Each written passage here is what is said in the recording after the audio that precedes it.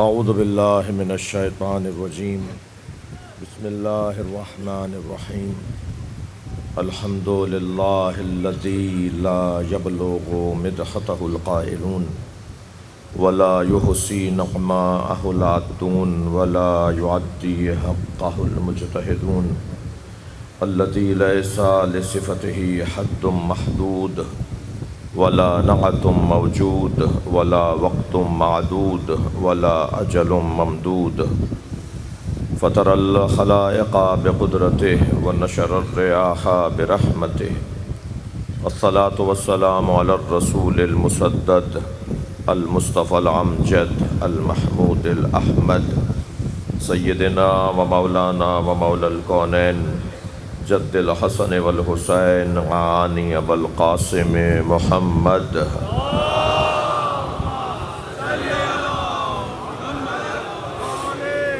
وآلہ الطیبین الطاہرین المعصومین الذین قال اللہ انما یرید اللہ لیذہب عنکم الرجس اہل البیت ویطہرکم تطہیرا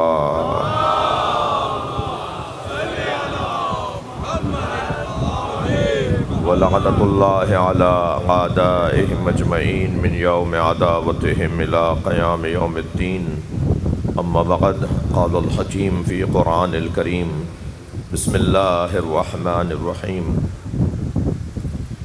فلا وربک لا یؤمنون حتی یحکموک فیما شجر بینہم ثم لا یجدوا فی انفسہم حرجا مما قضیت ویسلموا تسلیما صلوات۔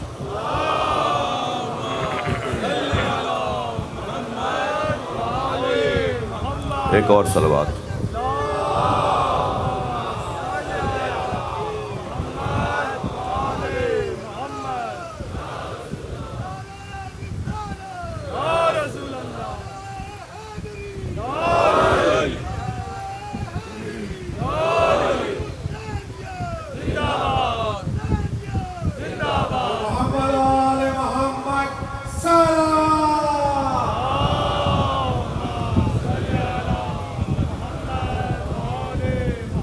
سورہ مبارکہ نساء کی آیہ کریمہ ایک مرتبہ پھر آپ کے سامنے پڑھی گئی ہے۔ فلا وربک، تمہارے رب کی قسم، لا یؤمنون، وہ مومن نہیں ہو سکتا، حتی یحکموک، جو آپ کو اپنا حکم نہ مانے، فیما شجر بینہم، اپنے اختلافات میں، ثم لا یجدو، پھر اس کے اندر یہ ایجاد نہ ہو، حرجن، کسی طرح کا تردد، مما قضیتا، ہر اس بات کے بارے میں جو آپ نے فیصلہ سنایا ہو، ہر وہ فیصلہ جو آپ نے سنایا ہو، ویسلموا تسلیما، اور آپ کے فیصلوں پر ایسے تسلیم ہو کہ جیسے تسلیم ہونے کا حق ہے۔ آیہ کریمہ بہت واضح ہے۔ تمہیدی چند کلمات کے بعد اپنے مضمون کا مقدمہ آپ کے سامنے رکھ کر مضمون پر بات کرنے کی کوشش کروں گا۔ آج میرے پاس وقت کم ہے، اس لیے کہ آج 8 محرم، بیان مصائب پر بھی توجہ اس دن کا تقاضا ہے، اور پھر آج علم حضرت ابو الفضل عباس کی اختتام مجلس پر زیارت بھی ہوگی، اس لیے آمادہ ہیں۔ عزاداری کا ایک خاص دورانیہ 7 محرم سے ایک اپنی کیفیت ہوتی ہے، اور خاص طور پر 8، 9 اور 10 علمدار کربلا کا دن ہے، بلکہ جنب الحسین کا دن ہے۔ امام حسین کی کمر جس سے مضبوط تھی اور جس کے جانے پر فرمایا کہ اب میری کمر ٹوٹ گئی، اس شخصیت کا منسوب دن ہے۔ تمہارے رب کی قسم، یہ کہہ کر اللہ نے نبی کی عظمت کو بیان کیا ہے، اور حتی یحکموک، یہ کہہ کر آپ کی حاکمیت کو بیان کیا ہے، یعنی حاکم منوانے سے پہلے حاکم منوانے سے پہلے نبی کی عظمت کو منوایا ہے۔ توجہ آپ سے چاہوں گا، اہل دقت سے، مجلسی لوگوں سے، خاص طور پہ جو روزانہ اس مضمون کو میرے ساتھ سننے کے لیے آ رہے ہیں۔ عظمت کا بیان پہلے ہے، حاکمیت کا بیان بعد میں ہے۔ کسی کو اگر حاکم معاشرے کا بننا ہے، اگر کوئی معاشرے کا حاکم بننا چاہتا ہے تو پہلے اسے معاشرے میں محبوب بننا ہوگا۔ محبوبیت کے بغیر کوئی حاکم نہیں بن سکتا۔ اور یاد رہے کہ محبوبیت نہ پیسوں سے خریدی جا سکتی ہے، محبوبیت نہ تلواروں سے حاصل کی جا سکتی ہے، محبوبیت زندانوں میں اور تختہ دار پر لٹکا کر حاصل نہیں کی جا سکتی۔ میں نے ایک مجلس میں ایک جملہ کہا تھا کہ علم حاصل کیا جاتا ہے اور فن سیکھا جاتا ہے، مگر محبت ہوتی ہے۔ محبت کے لیے نہ کسی مکتب میں جانا ہوتا ہے اور نہ ہی کسی عملی اور پریکٹیکل کے لیے اور کسی مشق کے لیے کہیں جانا پڑتا ہے۔ محبت ہوتی ہے۔ ابھی جو محبت ہوتی ہے تو یہ اس کا مطلب ہے کہ میرے ہاتھ میں نہیں ہے نا، اس کا مطلب ہے کہ کسی سے محبت کرنا میرے ہاتھ میں نہیں ہے۔ آپ کسی سے محبت کریں، ہم کسی سے محبت کریں، یہ ہمارے ہاتھ میں نہیں ہے۔ ہمارے ہاتھ میں نہیں ہے کا دوسرا نام لے دوں؟ مواحدوں سے خطاب کر رہا ہوں بھائی، ہمارے ہاتھ میں نہیں ہے اس کا مطلب یہ ہے کہ اللہ کے ہاتھ میں ہے۔ اللہ دلوں میں، صلوات پڑھ لیں ذرا محمد و آل محمد۔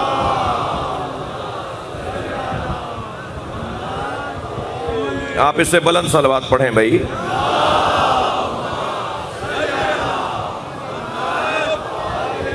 لہذا یہ میرا مقدمہ مولانا، یہ والی میری بات کہ اللہ محبت ڈالتا ہے، یہ بات کوئی میں نے ایسی نہیں کی کہ جسے ثابت کرنا میرے لیے مشکل ہو۔ طالب علم ہوں، قرآن مجید میں پروردگار عالم نے اس مفہوم کو یوں بیان فرمایا ہے، ان الذین آمنوا وعملوا الصالحات سیجعل لہم الرحمن ودا۔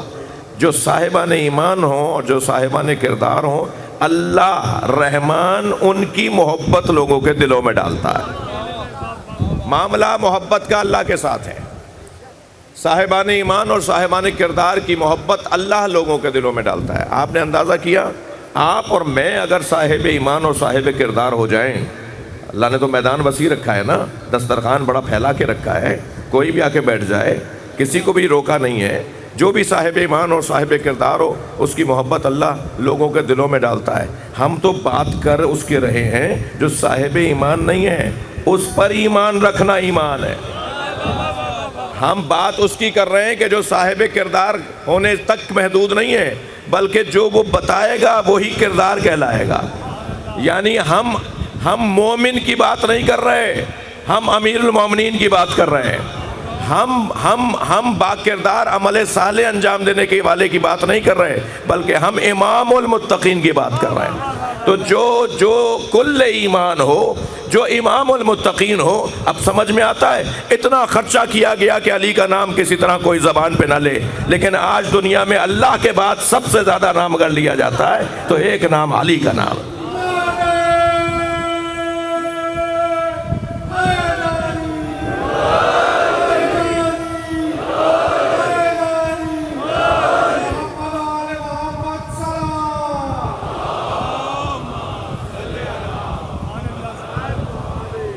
اب یہ بات بہت ہی روشن ہے، بعض لوگ خواہ مخواہ الجھ رہے ہیں، خواہ مخواہ اپنا خون جلا رہے ہیں، خواہ مخواہ لوگوں کو خواہ مخواہ لوگوں کا ٹائم ضائع کر رہے ہیں، یہ کہہ کر کہ بات جو ہے وہ چوتھے نمبر پر علی کی ہونی چاہیے، یہ اپنا وقت ضائع کر رہے ہیں۔ جی مجھے تو امام کے ظہور کی خوشبو آ رہی ہے،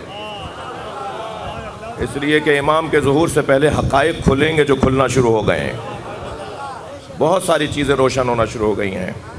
میرا اور آپ کا کام اذان دینا ہے، صفیں لگانا کسی اور کا کام ہے جی، اللہ خود کرے گا۔ ہم یہ جو مجلس کر رہے ہیں نا، یہ اذان دے رہے ہیں، اور ہم یہ 1400 سال سے اذان دے رہے ہیں۔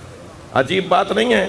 سارا عالم اسلام اس بات پر متفق ہے کہ قیامت میں، محشر میں، خواتین میں سب سے بڑا مقام سیدہ فاطمہ کا، جوانوں میں سب سے بڑا مقام حسنین کا، امت میں سب سے بڑا مقام علی کا۔ اور نبی یہ کہتے نظر آئیں کہ محشر میں علی میرے آگے چل رہے ہوں گے، میں علی کے پیچھے چل رہا ہوں گا، اور میرے پیچھے پھر انبیاء اولو العزم ہوں گے، اور پھر ان کے بعد انبیاء اور رسول ہوں گے، اور پھر اولیاء الہی ہوں گے، اور پھر ساری دنیا کے نیک اور متقی پرہیزگار لوگ ہوں گے، آگے آگے علی چل رہے ہوں گے۔ تو ایک صحابی نے پوچھ لیا، یا رسول اللہ، آپ تو علی سے بھی افضل ہیں، آپ تو علی کے بھی مولا ہیں، تو آپ کے آگے علی کیسے چلیں گے؟ تو سرکار نے اسے دیکھ کر فرمایا، تم نے مجھ سے نہیں سنا؟ علی صاحب و لوائی، علی میرا علمدار ہے، اور علمدار ہمیشہ آگے چلتا ہے۔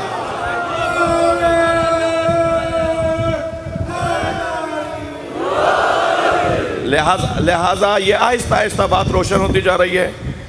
کل رات بھی ایک ناگوار واقعہ گزرا، مجھے اجازت دیں کہ میں کل 9 محرم کی مجلس میں اس پر کچھ دیر اشارتاً بات کروں گا۔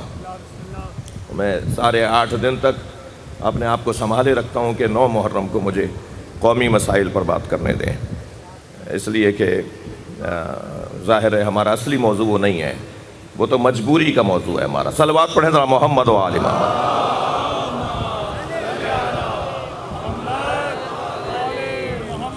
جی آپ ذرا غور کریں کہ یہ آہستہ آہستہ مسائل روشن ہوتے جا رہے ہیں۔ محبت اس گھرانے کی اللہ نے لوگوں کے دلوں میں ڈالی ہے۔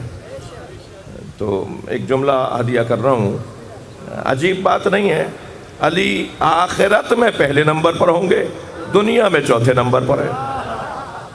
یہ کیا بات ہے بھائی؟ جیسے آخرت میں پہلے نمبر پہ مان رہے ہو، ماننا پڑے گا، تو پھر آ جاؤ۔ اچھا کیوں بھائی ہمارا اصرار اس بات پر کیوں ہے؟ کیوں اتنا اہتمام اور اتنا انتظام؟ اصل میں وہ جو کچھ ہونا چاہیے تھا وہ ہوا نہیں، اور جو نہیں ہوا اسے ہو جانا چاہیے۔ لہٰذا جد و جہد جاری رہے، مسلسل جد و جہد جاری رہے۔ پھر اس منبر کا کام ہے اپنے عقائد کا دفاع، اپنے عقائد کی ترجمانی، اور عقائد کی ترجمانی بھی بہت سجا کر کرنا۔ دعا کریں مجھ جیسے لوگوں کے لیے کہ ہمیں سجا کر بات کرنا آتی ہو۔ تو بات آج کی اپنے مضمون سے جڑ رہی ہے کہ محبوبیت پروردگار عالم نے پہلے قرار دی ہے، اور حاکمیت کو بعد میں قرار دیا ہے، حاکمیت بعد میں قرار دی ہے۔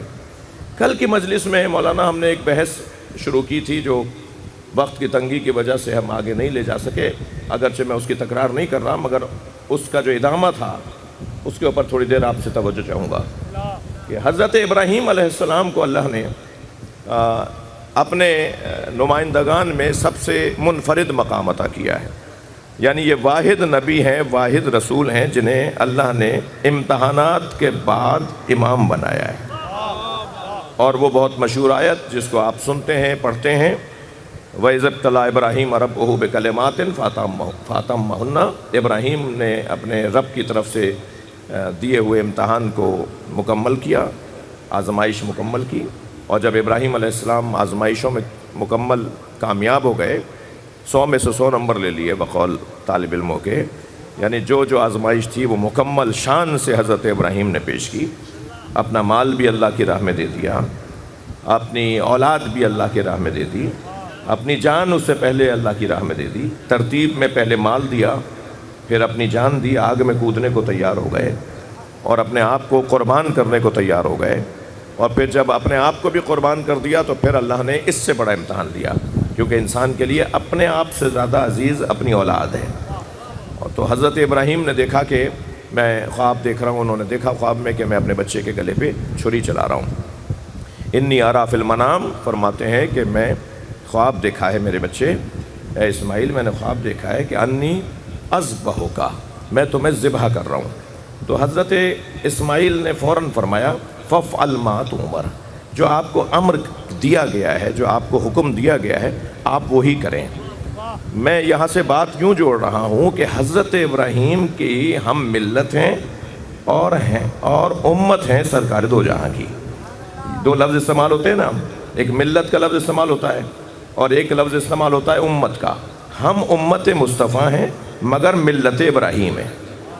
قرآن مجید میں حضرت ابراہیم کی ملت کی اتباع کرنے کا ہمیں حکم دیا ہے. واتبع ملت ابراہیم حنیفہ، اور ملت ابراہیم حنیف کی اتباع ضروری ہے. اور خبردار جو ابراہیم کی ملت میں اپنے آپ کو شامل نہیں کرنا چاہتا، وَمَن يَرْغَبُ عَن مِلَّةِ إِبْرَاهِيمَ إِلَّا صَفِحَ نَفْسَهُ، وہ جو حضرت ابراہیم کی ملت میں خود کو نہیں رکھنا چاہتا وہ بے وقوف ہے، وہ بے وقوف ہے. اللہ کرے الا من صفح نفسہ، اس نے اپنے ساتھ بے وقوفی کی ہے اگر وہ ملت ابراہیم میں اپنے آپ کو نہیں رکھنا چاہتا. اسی طرح پروردگار عالم نے کہا بھائی تمہیں مسلمان کس نے کہا ہے؟ نبی کی امت کو مسلمان کس نے بولا ہے؟ حضرت نبی مکرم کی امت کو مسلمان حضرت ابراہیم نے بولا ہے. اللہ نے بیان کیا کہ ابیکم ابراہیم ہوا سماکم المسلمین، تمہارے بابا ابراہیم نے ہی تو تمہیں مسلمان قرار دیا ہے. تو ہم لوگ مسلمان حضرت ابراہیم، تو اسلام کی بنیادوں کو حضرت ابراہیم نے مرتب کیا ہے. اب آپ دیکھ لیجئے یہ جو 7 چکر ہیں، یہ جو خانہ کعبہ کا خاص طور پر حج سے متعلق اور خاص طور پر مناسک حج کے جتنے بھی امور ہیں ان میں حضرت ابراہیم کا بہت بڑا دخل ہے. قرآن مجید میں بھی حضرت ابراہیم کو جوڑ دیا گیا ہے، آل ابراہیم کو اور آل عمران کو نبی کے زمانے کے ساتھ. مثلا ارشاد ہوا ان اللہ اصطفیٰ آدم و نوحن، ہم نے چن لیا ہے آدم کو اور نوح کو، وآل ابراہیم وآل عمران علی العالمین، ہم نے نوح کو چنا، ہم نے آدم کو چنا، ہم نے نوح کو چنا، اور ہم نے آل ابراہیم کو چنا، اور ہم نے آل عمران کو چنا. یہ 2 کی آل کو چنا ہے اور 2 کی ذات کو چنا ہے. کل کی بات سے جوڑ رہا ہوں کہ اگر ہم اس بات پر اصرار کر رہے ہیں کہ امامت اور خلافت نبی کی آل میں ہونی چاہیے، تو بھائی یہ کون سی غلط بات کر رہے ہیں؟ میں ایک طالب علم ہوں، دعویٰ کرنے کا مزاج نہیں ہے، عادت نہیں ہے، اچھا نہیں لگتا، لیکن طالب علمانہ انداز سے سوال کر رہا ہوں. کسی ایک نبی کے بارے میں بتائیے، کسی ایک رسول کے بارے میں بتائیے کہ اس نبی اس رسول کی امت میں سے کوئی خلیفہ بناؤ. ہر نبی کی اولاد اس کی جگہ خلیفہ بنی ہے. ایک واقعہ تو نہیں ہے، ہر نبی کی نسل، ہر نبی کی ذریت ان کی جگہ پر آ کر بیٹھی ہے. اس امت کو پروردگار عالم نے امت میں سے کسی کو نبی کی جگہ نہیں بٹھایا. بڑا مقام ہے امتیوں کا، بڑا مقام ہے خدمت کرنے والوں کا، لیکن میں دعویٰ کر رہا ہوں کسی ایک نبی کی بھی امت کو نبی کی جگہ پر اللہ نے نہیں بٹھایا. نسل کو بٹھایا ہے، ذریت کو بٹھایا ہے. حضرت ابراہیم کو لے لیجئے، جب حضرت ابراہیم نے فرمایا قَالَ وَمِن ذُرِّيَّتِي، کیوں کہا تھا؟ جب اللہ نے کہا میں تمہیں امام بنا رہا ہوں لوگوں کے لیے، تو انہوں نے فوراً کہا میری ذریت. تو پروردگار عالم نے فرمایا لا ینال عہد الظالمین، تمہاری ذریت میں جو معصوم ہوں گے وہ تمہاری جگہ بیٹھیں گے، میں انہیں یہ مقام عطا کروں گا. تو یہاں حضرت ابراہیم کی ذریت میں حضرت اسحاق، حضرت ابراہیم کی ذریت میں حضرت اسماعیل، ٹھیک ہے تھوڑی گردن ہلائیے، بات کیجئے مجھ سے. حضرت ابراہیم کی ذریت چلی ہے حضرت اسحاق سے، حضرت ابراہیم کی ذریت چلی ہے حضرت اسماعیل سے، حضرت اسحاق سے 600 نبی آئے دنیا میں، حضرت اسحاق کی نسل میں 600 نبی آئے. ذریت اسحاق میں اللہ نے نبوت کو رکھا ہے، اور حضرت ابراہیم کے فرزند حضرت اسماعیل کی نسل میں ایک ہی نبی آئے، وہ ہمارے نبی، وہ نبی خاتم صرف حضرت اسماعیل کی ذریت کے اندر آئے. یعنی آل ابراہیم کو اللہ نے چن لیا. جی اچھا، یہی آیت تھوڑا سا اس پہ غور کر لیجئے. وآل عمران، اور آل عمران کو اللہ نے چنا ہے. حضرت آدم کو چنا، ان کی اولاد کو نہیں چنا. کیوں نہیں چنا؟ وہی قاعدہ لا ینال عہد الظالمین، میرا یہ عہدہ ظالموں تک نہیں پہنچے گا، کیونکہ حضرت آدم کا بیٹا بھائی کا قاتل تھا. تو جو ظالم ہو وہ امام اور رہنما اور نبی اور رسول نہیں ہو سکتا. اس لیے حضرت آدم کی اولاد کو نہیں چنا اللہ نے. حضرت نوح کے لیے بھی کہا کہ ہم نے نوح کو چنا ہے، مگر نہیں کہا کہ ہم نے نوح کی اولاد کو چنا، کیونکہ حضرت نوح کی اولاد بھی اس قابل نہیں تھی کہ اسے امت کے لیے، انسانوں کے لیے رہنما چنا جائے. وہ خود اپنے بابا کے کہنے میں نہیں تھا. یعنی وہاں آدم اور نوح کا ذکر ہے، آل کا ذکر نہیں ہے۔ تو بس قاعدہ یہ بنا کہ مسئلہ آل کا نہیں ہے، مسئلہ اہلیت کا ہے۔ اگر آل میں پائی جائے تو اسے اولویت دی جائے گی۔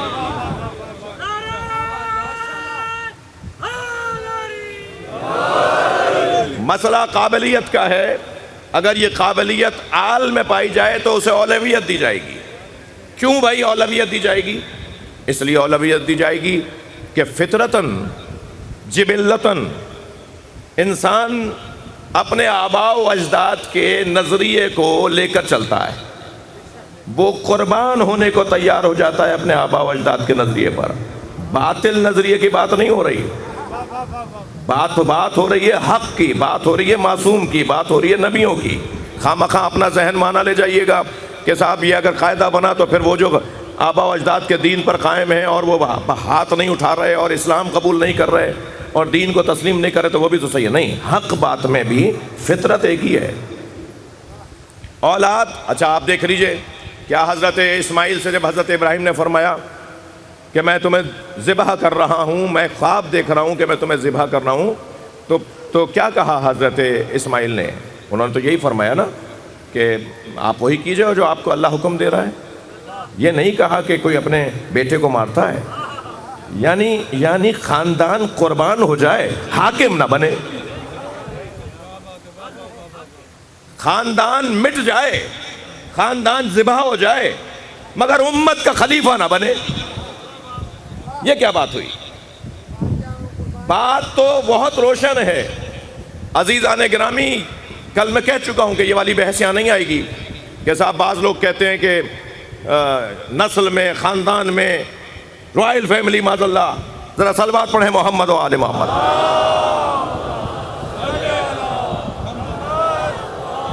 اس سے بلند صلوات پڑھ لیں۔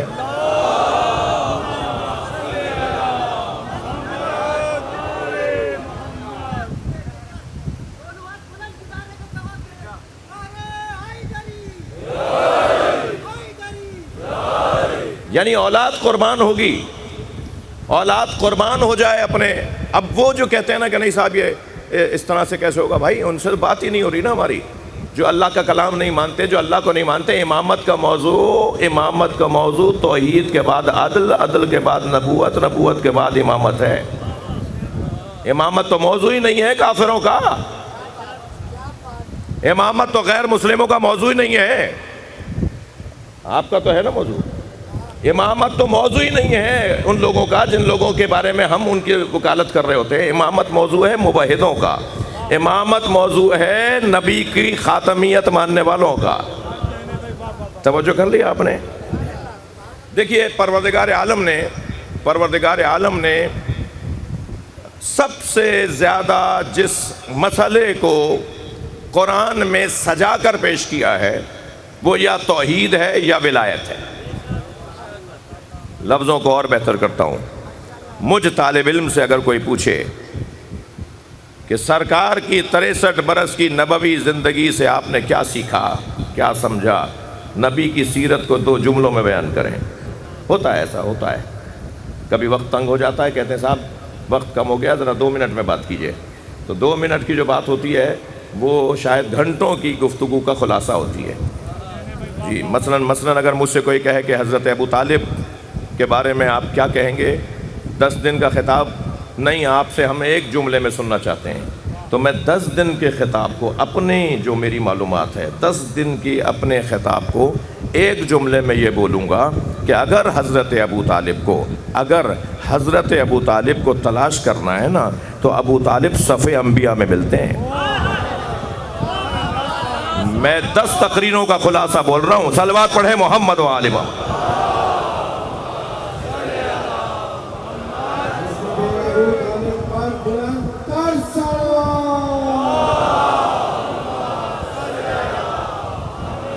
ایسے ہی اگر مجھ سے کہا جائے کہ سیرت نبی سرکار دو جہاں کی حیات طیبہ میں کیا کیا آپ کو نظر آیا، ذرا 2 جملوں میں کہیں، تو میں کہوں گا کہ مجھے سیرت نبی میں ساری زندگی نبی کی 63 برس کی حیات طیبہ میں یہ ملا کہ آپ نے ساری زندگی یا اللہ سمجھایا یا علی سمجھایا۔ خلاصہ ہے یہ آپ کی زندگی کا۔ کوئی ایک دن آپ نے نہیں رکھا کہ جس میں علی کی بات نہ کی ہو، بلکہ جو نبی ہمیں کہہ رہے ہیں نا اپنی مجلسوں کو علی کے ذکر سے زینت دو، وہ صرف کہہ نہیں رہے، وہ کر کے بھی دکھاتے تھے۔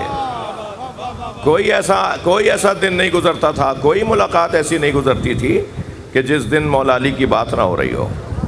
دقت فرما رہے ہیں آپ؟ میں اپنے مقدمے کو آگے بڑھا رہا ہوں۔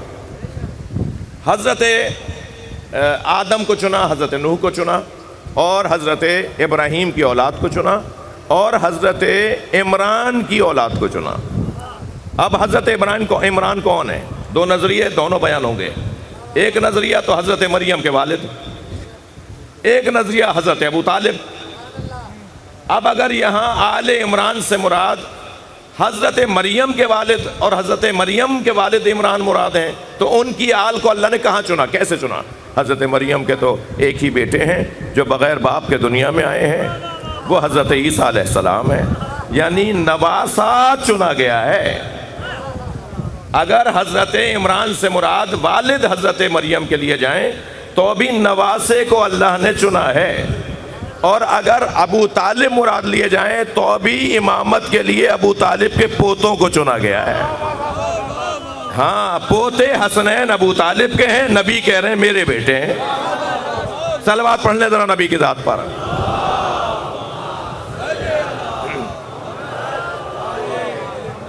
اچھا، یہاں اولاد کو امامت ملے گی، نسل عمران کو امامت ملے گی، انبیاء کی نسل میں امامت کو اللہ قرار دے گا۔ کسی بھی نبی کی نسل میں، کسی بھی نبی کی امت میں امامت کو قرار نہیں دیا گیا۔ تو پھر جب ابراہیم نے ہماری بنیادیں رکھی ہیں تو ان کے ہاں بھی ایسا ہی ہے۔ اور آگے آ جائیے، زیادہ مضبوط شاید بات ہو جائے۔ حضرت موسیٰ علیہ السلام سے اللہ نے فرمایا اذهب الى فرعون انه طغى، جاؤ جا کے فرعون سے بات کرو، یہ طاغی ہو گیا ہے۔ تو حضرت موسیٰ جب فرعون سے بات کرنے کے لیے چلے تو حضرت موسیٰ نے اللہ سے مناجات کی، اور مناجات یہ کی کہ رب اشرح لی صدری ویسر لی امری واحلل عقدۃ من لسانی یفقہوا قولی واجعل لی وزیرا من اہلی ہارون اخی۔ بھائی توجہ بڑھائیں گے، میں اس آیت سے کوئی استفادہ چاہ رہا ہوں۔ حضرت موسیٰ سے جب یہ کہا گیا کہ جا کے فرعون سے بات کرو، تو بات کرنے کے لیے جب جا رہے ہیں تو حضرت موسیٰ اتنے بڑے میدان کو سر کرنے کے لیے اللہ کی بارگاہ میں مناجات کر رہے ہیں، فرما رہے ہیں کہ میرے سینے کو گشادہ کر دے، میری زبان کی لکنت کو دور کر دے، میری بات کو سمجھ لیں، یہ ان کے اندر صلاحیت عطا کر دے۔ بات یہاں تک نہیں ہے، یہ تو میں ہوں نا، میں اکیلا یہ کام نہیں کر پاؤں گا۔ وَاجْعَلْ لِي وَزِيرِ، وَاجْعَلْ لِي وَزِيرَ، اور میرے لیے ایک وزیر قرار دے، من اہلی، جو میرے اہل بیت میں سے ہو۔ یعنی حضرت موسیٰ، میں کیا کہوں کیا کروں، حضرت ابراہیم سے زیادہ معاذ اللہ تم سمجھدار ہو۔ حضرت موسیٰ کیا کہہ رہے ہیں کہ مجھے اپنی نسل کے اندر، اپنی نسل میں، میرے خاندان میں، میرے گھر میں سے میرا وزیر بنا۔ یہ کہہ کر فرمایا ہارون اخی، میری خواہش یہ ہے کہ ہارون کو میرا وزیر اور خلیفہ بنا دے۔ میں ہاتھ جوڑ کر حضرت ابراہیم سے کہوں، میں ہاتھ جوڑ کر حضرت موسیٰ سے کہوں کہ آپ خود کیوں نہیں بنا رہے؟ بھائی یہاں تو امت چیمپئن نکل آئی، آپ خود کیوں نہیں بنا رہے؟ حضرت ابراہیم نے کیوں خود نہیں بنا لیا؟ اللہ سے کہہ رہے ہیں میری ذریت، اور اللہ بھی کہہ رہا ہے کہ میں ظالموں کو تمہاری ذریت میں بھی امامت نہیں دوں گا، جو تمہاری ذریت میں معصوم ہوں گے انہیں دوں گا۔ حضرت موسیٰ بھی فرما رہے ہیں اہلی، میرے اہل میں سے، میرے گھرانے میں سے، کیوں مناجات کر۔ اچھا، حضرت ابراہیم، حضرت موسیٰ علیہ السلام کا مقام بہت بلند ہے، مگر ہمارے نبی جیسا تو نہیں ہے نا۔ ہمارے نبی بھی جب اللہ سے مانگ رہے ہیں نا تو یہ نہیں کہہ رہے، اللہ سے مانگ رہے ہیں، یہ نہیں کہہ رہے کہ میں بنا رہا ہوں۔ یعنی اللہ چاہتا ہے یہ نبی مجھ سے کہیں بناؤں گا میں، یعنی جس کام کو نبیوں نے اپنے ہاتھ میں نہیں لیا، جس کام کو نبیوں نے اپنے ہاتھ میں نہیں لیا، امت کیسے لے سکتی ہے؟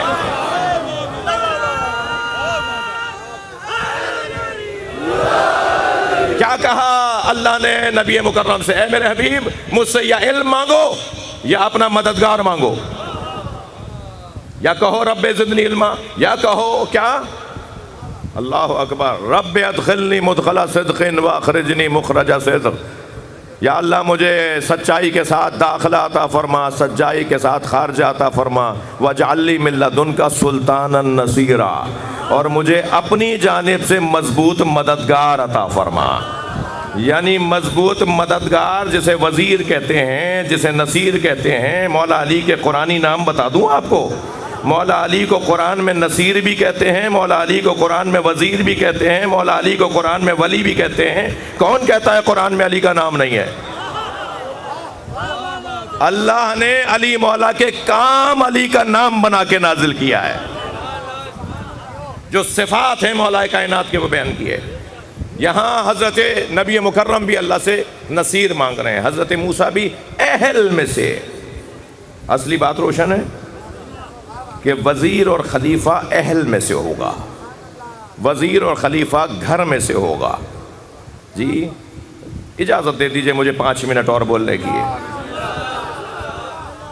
میرے مولا علی کا ایک عجیب فرمان جو پچھلے دنوں میں نے دیکھا کہ ایک متشرع شخصیت، ماشاءاللہ بہت دراز ان کی ریش مبارک تھی، اور بڑے وہ جھوم جھوم کے چیخ چیخ کے گلا پھاڑ پھاڑ کے کہہ رہے تھے کہ انہی کی اپنی کتاب ہے، اسی میں لکھا ہوا ہے کہ علی بن ابی طالب، مولا علی علیہ السلام نے فرمایا، اللہ اکبر، من لم یقل انی رابع الخلفاء فعلیہ لعنت اللہ، جو یہ کہتا ہے کہ میں چوتھا خلیفہ نہیں ہوں اس پہ اللہ کی لعنت ہے۔ بھائی پوری بات سن کے جانا، کلپ مت کاٹ دینا یہاں۔ ہاں یہی تو انہوں نے بھی کیا ہے، ہاں یہاں کلپ مت کاٹ دینا۔ مولا علی فرما رہے ہیں جو یہ کہتا ہے کہ میں چوتھا خلیفہ نہیں ہوں اس پہ اللہ کی لعنت ہو۔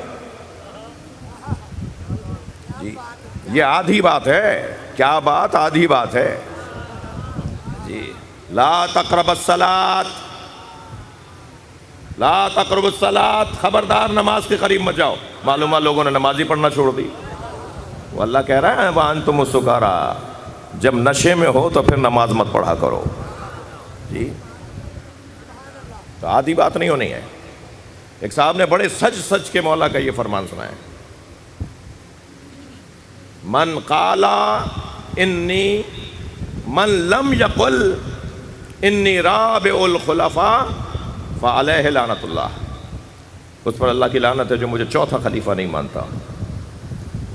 یہ مولا کا فرمان کسی نے امام سجاد کے سامنے رکھا۔ ہاں تھک گئے آپ میری باتوں سے۔ کسی نے امام سجاد کے سامنے رکھا، مولا ہم نے یہ سنا ہے کہ علی بن ابی طالب مولا نے یہ فرمایا ہے۔ امام سجاد نے فرمایا ہاں فرمایا ہے، اور پورا واقعہ یہ ہے کہ سرکار دو جہاں کی خدمت میں ایک نورانی شخصیت، سفید ریش، پر ہیبت چہرے کا حامل وجود نبی کی خدمت میں تشریف فرما تھے۔ نبی کے علاوہ کوئی انہیں پہچان نہیں رہا تھا کہ اچانک سامنے سے مولا علی آتے نظر آئے، تو انہوں نے علی مولا کو دیکھ کر فرمایا السلام علیکہ، السلام علیکہ یا رابع الخلفاء، سلام ہو چوتھے خلیفہ پر۔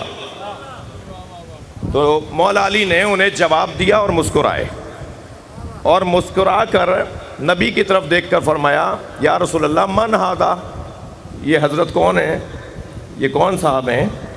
تو نبی نے فرمایا یہ اللہ کے نبی خضر ہیں۔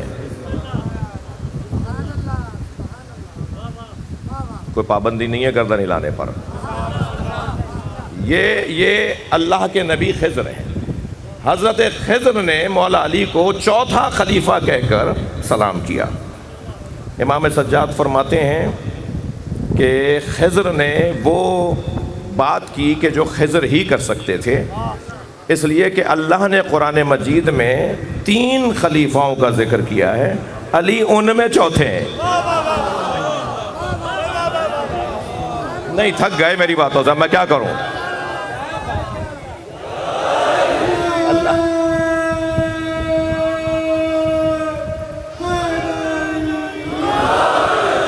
انی جاعل فی الارض خلیفہ. اب امام سجاد کا جواب سنیں.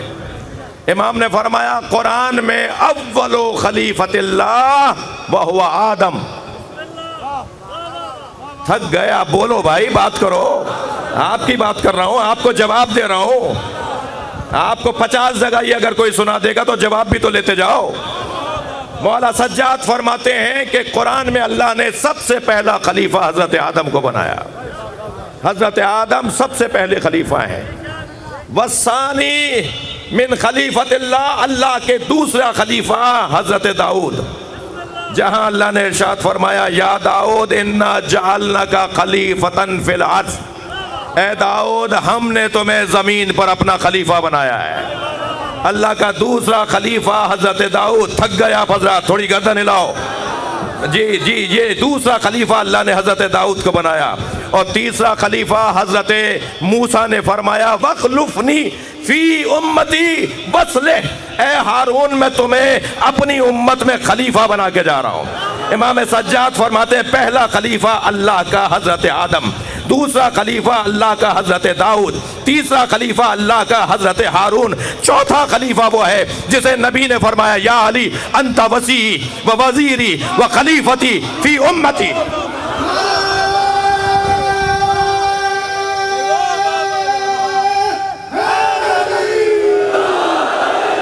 یا علی، تم میری امت میں میرے خلیفہ ہو. میرا مجمع میرے ساتھ متوجہ ہوا ایک مسئلے کی طرف. کیا معیار خلافت علی ہے؟ کیا معیار خلافت مولا علی ہے؟ علی ان میں چوتھا ہے جن میں پہلے تینوں نبی ہیں. صلوات پڑھنے محمد و آل محمد.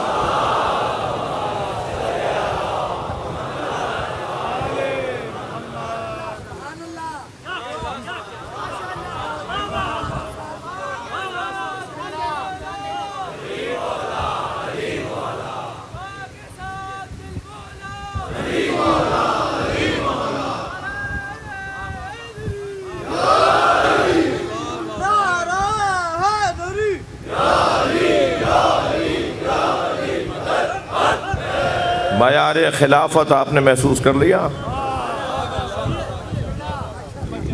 مولا علی فرما رہے ہیں کہ جو مجھے چوتھا خلیفہ نہیں مانتا اس پہ اللہ کی لعنت ہے. چوتھے میں پہلے تین کے تو نام بتاؤ.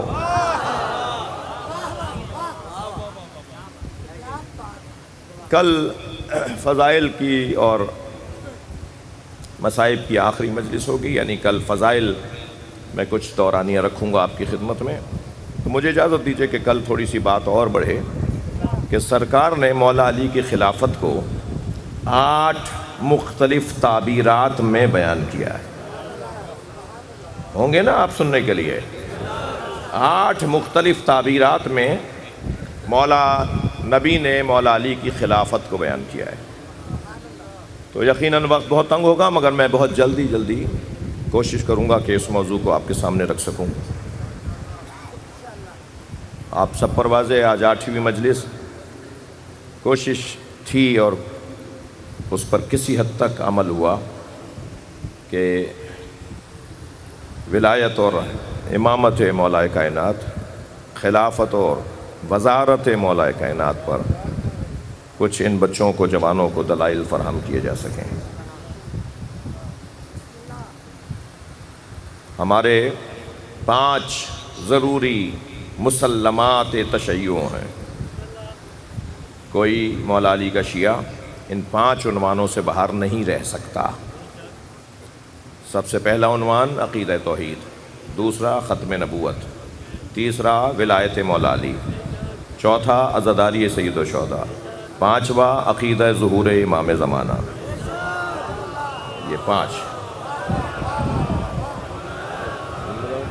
یہ 5 عنوانات ہیں جس کے بغیر کوئی نصاب تشیع مکمل نہیں ہوتا. مسلمات تشیع ہیں. ان میں جو چوتھا عنوان ہے نا وہ ہے عزاداری سید الشہداء.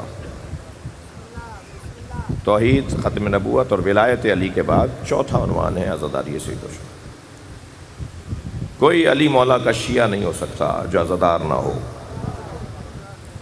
ہاں عزادار غیر شیعہ بھی ہیں، اس وقت بھی مجلس میں تشریف فرما ہیں، جو شیعہ نہیں ہیں مگر عزادار ہیں، یعنی غیر شیعہ عزادار ممکن ہے ہو، لیکن شیعہ عزادار نہ ہو یہ ناممکن ہے۔ ہماری شناخت، ہمارا عنوان زندگی وہ عزاداری سید الشہداء ہے۔ ہم اسے اوجب واجبات مانتے ہیں۔ ہمارے نزدیک ہماری نمازوں اور ہمارے روزوں، ہماری عبادات کی زینت عزاداری ہے۔ ہماری عبادتوں میں وزن بڑھ جاتا ہے اگر امام حسین کا ذکر ہماری زندگیوں کا غالب عنوان ہو۔ اس لیے اس پر کسی طرح کا کوئی سمجھوتا اور کوئی عنوان ہی نہیں ہے کہ اس سے ہٹ کر بات کی جائے گی۔ ہم اسے عبادت، اور عبادت بھی عبادت عظمیٰ مانتے ہیں، اور الحمدللہ اس بات کو بہت سارے لوگ سمجھتے ہیں اور ان کا ممنون ہوں، ان کے لیے دعا گو ہوں کہ جو اس عبادت میں ہمارے ساتھ تعاون فرماتے ہیں۔ جہاں کئی کمی کمزوری اور بے توجہی اور نیتوں میں بگاڑ نظر آتا ہے تو پھر ہم بات بھی کرتے ہیں، احتجاج بھی کرتے ہیں۔ ہم اب گفتگو کو پہلے رکھتے ہیں، گفتگو نہ سنی جائے تو پھر احتجاج کرتے ہیں۔ احتجاج پہلے نہیں ہوتا، پہلے بات ہوتی ہے، پہلے رابطہ ہوتا ہے۔ اور الحمدللہ حکومتی نمائندگان بھی، وہ جہاں حکومتی نمائندگان ہیں اس سے پہلے وہ عزادار ہیں، تو وہ ہماری بات کو آگے تک پہنچاتے ہیں اور عمل بھی ہوتا ہے اس پہ، اور بھرپور انداز سے بھی۔ چھوٹا سا ایک مسئلہ جلوس کا ہے، تو میں نے ابھی میٹنگ کے بعد وقار بھائی کے آنے سے پہلے، کیونکہ بات ہو چکی تھی، وقت پہلے سے میں آ گیا تھا، تو وہ آئی جی صاحب کو ہم نے ایک میسج کیا ہے، امید ہے کہ وہ آج پڑھ لیں گے اسے اور کل اور پرسوں ہمارا وہ مسئلہ حل ہو جائے گا۔ تو ہمارے لوگ مطمئن نہیں ہیں بعض پولیس افسران کے رویوں سے۔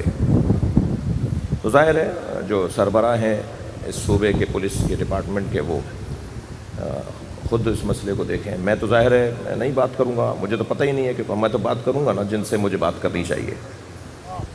تو لیکن مجموعی طور پر بہت عمدہ ہے، بہت اچھا ہے۔ 90% میرے حساب سے وقار بھائی اچھی فگر ہے، 90% معاملات بہتر ہیں۔ تو جو ایک دو الجھن ہیں وہ بھی چھوٹی نہیں ہے، اس میں بہت خطرہ بہت بڑا محسوس کیا جا رہا ہے۔ بہرحال تو اس میں جو کچھ ہمارے ساتھ تعاون ہے وہ ہم ان کے لیے دعا گو ہیں، ان سے اور توجہ کی ہمیں خواہش ہے۔ یہ عبادت کر رہے ہیں ہم تو رونے آئے ہیں، ہم تو سینہ پیٹنے آئے ہیں، ہم تو کوئی اور نیت اور غرض ہی نہیں ہے۔ ہم تو اتنے اس ذکر سے جڑے ہوئے ہیں کہ کوئی بھی ہو اگر وہ کالے کپڑے پہن لیتا ہے نا وہ ہمیں اپنا لگتا ہے۔ وہ اگر مجلس میں آ جاتا ہے ہم اس کے سارے جو اس کی کوتاہیاں ہوتی ہیں اسے ہم نظر انداز کر دیتے ہیں، ہم پھر بات ہی نہیں کرتے، کیونکہ اس نے امام حسین کا ذکر کر دیا، یہ امام کے ذکر میں شامل ہو گیا۔ بہت محنتوں سے یہ ذکر یہاں تک پہنچا ہے۔ میں کس قربانی کا ذکر کروں، مگر آج جس قربانی کا ذکر کرنا ہے نا عزادارو، وہ قربانی کچھ عجیب قربانی ہے۔ بشیر ابن جزلم کہتے ہیں کہ میں جب مدینے میں سنانے کے لیے داخل ہوا، جب قافلہ شام سے رہائی پا کر کربلا سے ہوتا ہوا مدینہ آیا، تو امام سجاد نے مجھ سے کہا کہ بشیر جا کے محلے جا کر جی پورے مدینے میں جا کر بتا دو کہ حسین کا لٹا ہوا قافلہ آ گیا ہے۔ تو بشیر کہتے ہیں کہ میں محلوں سے گزر رہا تھا، آوازیں لگاتا جا رہا تھا، اے اہل یثرب اب مدینہ رہنے کے قابل نہیں رہا۔ تو گزرتے ہوئے جب میرا گزر محلہ بنی ہاشم سے ہوا اور میں نے پہلی آواز لگائی نا کہ حسین کا لٹا ہوا قافلہ آیا ہے، تو ایک دروازہ کھلا اور اس دروازے سے ایک قوی ہیکل بی بی باہر آئی، جس کا قد بہت دراز تھا، جس کا جلال بہت زیادہ تھا۔ اس نے ہاتھ میں عصا لیا ہوا تھا اور کاندھے پر ایک بچہ بٹھایا ہوا تھا۔ اس کیفیت میں وہ گھر سے باہر آئی اور مجھے آواز دے کر کہا کس حسین کی بات کرتے ہو؟ تو میں نے کہا حسین ابن علی کی بات کر رہا ہوں۔ کہا تم نے کیا کہا کہ حسین کا قافلہ لٹ گیا؟ کہاں حسین کا قافلہ لٹ گیا؟ تو کہنے لگی بتاؤ مجھے حسین کہاں ہے؟ تو بشیر کہتے ہیں کہ مجھ پر ان کا رعب اتنا تھا کہ میں نے گھبراتے ہوئے کہا بی بی میں جان سکتا ہوں کہ میں کس سے بات کر رہا ہوں؟ تو کہنے لگی میرا نام ام البنین ہے۔ تو بشیر نے ادب کیا، سلام کیا، جھک کر سلام کیا اور کہا بی بی میں آپ کے بیٹے اون کا حال سناؤں؟ تو کہنے لگی نہیں، مجھے حسین کا حال بتاؤ۔ پھر میں نے بی بی کے دوسرے بیٹے کا نام لیا، میں آپ کے بیٹے جعفر کا حال سناؤں؟ تو وہ بی بی اور اونچی آواز میں بولی مجھے حسین کا حال سناؤ۔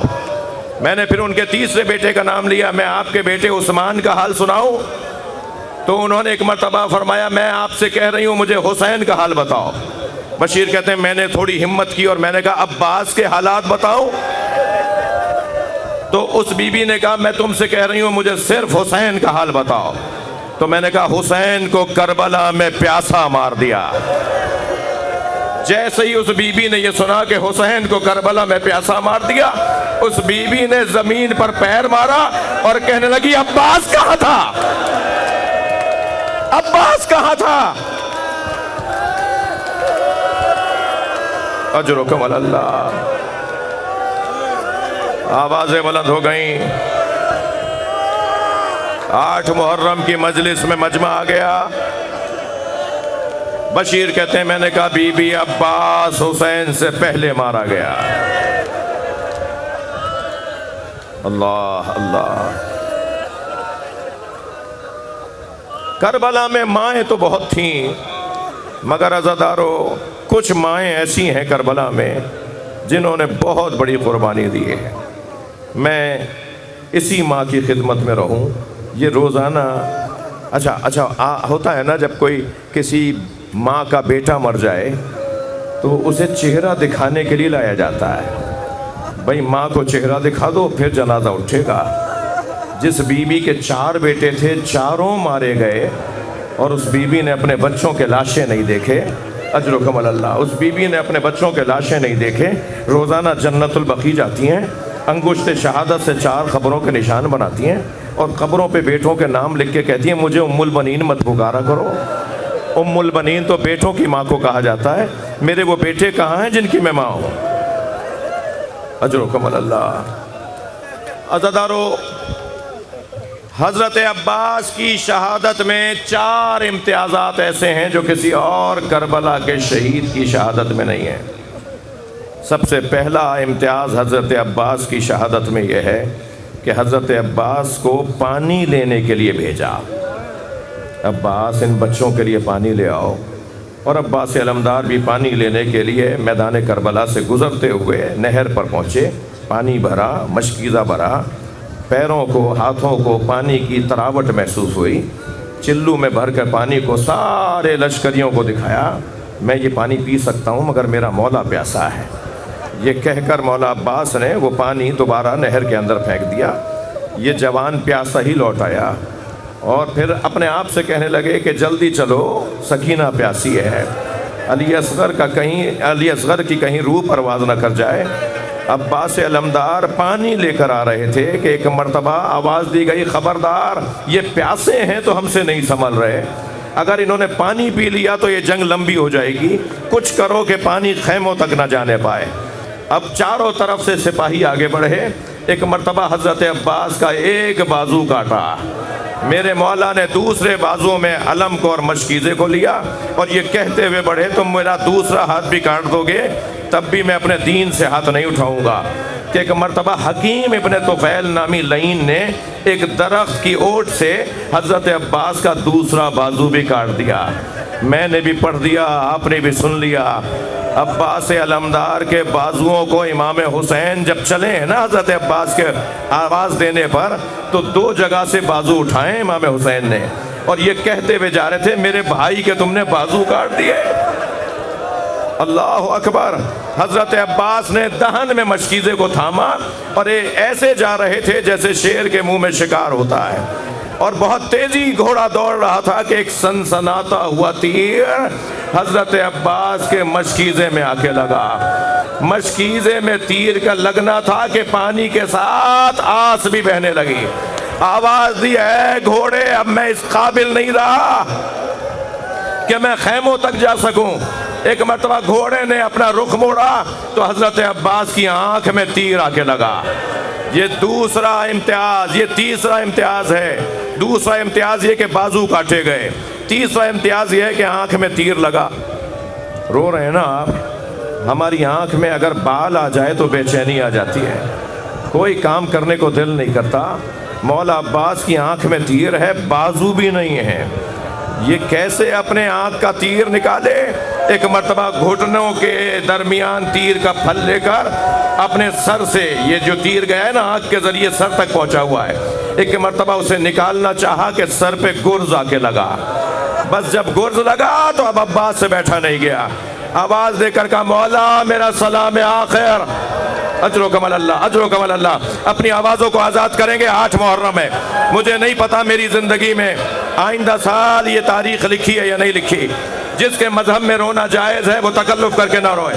عباس علمدار گھوڑے سے زمین کی طرف آئے، آواز دی مولا میرا سلام آخر۔ میرے مولا حسین نے کمر پکڑ لی، آواز دی الان انکسر ظہری۔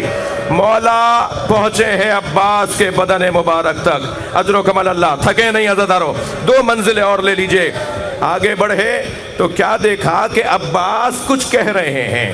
قریب جا کے سنا تو کہہ یہ رہے تھے اے اشقیاء، اے یزیدی سپاہیوں، اتنی دیر اور رک جاؤ، میرا سر کاٹنے میں اتنی تاخیر ڈال دو کہ میرا مولا مجھ تک آ جائے۔ امام قریب آئے، سر حضرت عباس کا اپنے زانو پر لیا، حضرت نے سر ہٹا دیا، پھر زانو پر لیا، پھر مولا نے ہٹا دیا۔ تو امام نے پوچھا عباس تم اپنا سر کیوں ہٹاتے ہو؟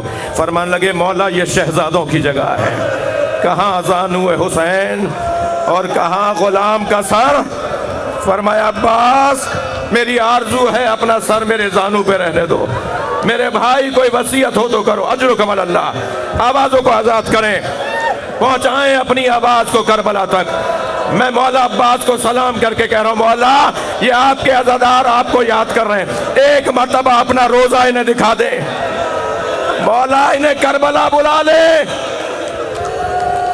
اجر و کمال اللہ۔ فرمایا عباس کوئی وصیت ہو تو کرو۔ فرمایا مولا میری وصیت یہ ہے میرا لاشا خیمے نہ لے جائیے گا۔ علامہ نقن صاحب فرماتے ہیں یہ اس وجہ سے بھی فرمایا تھا جس کی کمر ٹوٹ گئی ہو وہ لاشا کیسے اٹھائے۔ یہ اس وجہ سے بھی فرمایا تھا کہ اگر میرے لاشے پہ سکینہ خالی کوزہ لے کر آئی، اجر و کمال اللہ، حق ہے، حق ہے، اللہ آپ کو کوئی غم نہ دے۔ فرمایا عباس کوئی اور وصیت ہو؟ مولا جب دنیا میں آیا تھا تو پہلے آپ کا چہرہ دیکھا تھا، اب دنیا سے جانا چاہتا ہوں، آپ کے چہرے کا دیدار چاہتا ہوں۔ امام نے فرمایا عباس کیا چیز مانے ہے؟ کہا مولا ایک آنکھ میں زخم ہے تو دوسری آنکھ میں خون ہے، مولا اگر میرے بازو سالم ہوتے تو میں آپ کو زحمت نہ دیتا۔ مولا حسین نے اپنے ابا کے دامن سے اپنے ہاتھ سے، حسین مولا نے اپنے ہاتھ سے حضرت عباس کی آنکھ کا خون صاف کیا، چہرے کا دیدار کیا، ایڑیاں رگڑنا شروع کی۔ ایک مرتبہ آواز دی مولا میرے سرہانے میرے باپ آ گئے، مولا مجھے لے جانے کے لیے بیویاں آ گئیں۔ مولا حسین نے سینے سے لگا کے کہا عباس میری ایک آرزو پوری کر دو، عباس میری بھی ایک آرزو پوری کر دو۔